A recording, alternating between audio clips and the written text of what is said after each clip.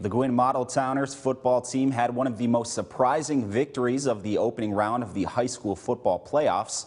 They traveled to East Jordan and left with a 24-20 victory to keep their season alive at least for another week. A postseason win is not easy to come by and is special to any team that is able to accomplish that feat. But what made this win even more special, the Model Towners were able to keep a promise they made before their season began to their late head football coach, Dion.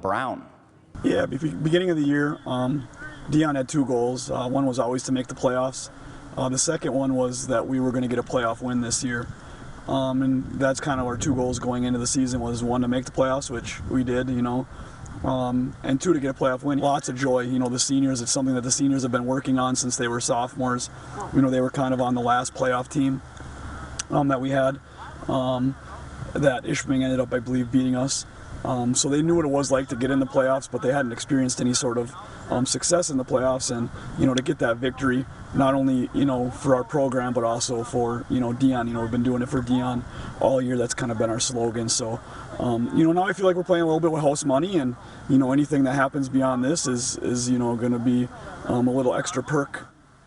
Gwinn now turns their attention to Iron Mountain. The Mountaineers technically sitting at 6-0 on the season, although they were only able to play in one of those games, the other victories coming off of forfeits.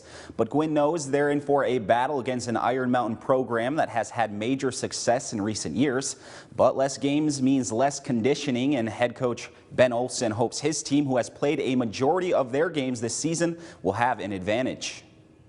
They're really good. I don't know exactly, but I know they bring a lot of kids back from that team that was in the semifinals last year.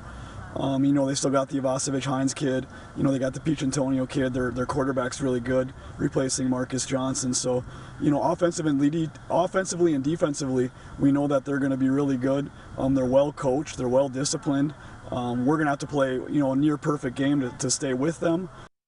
The game between Gwinn and Iron Mountain will kick off tomorrow night at 6 p.m. Eastern.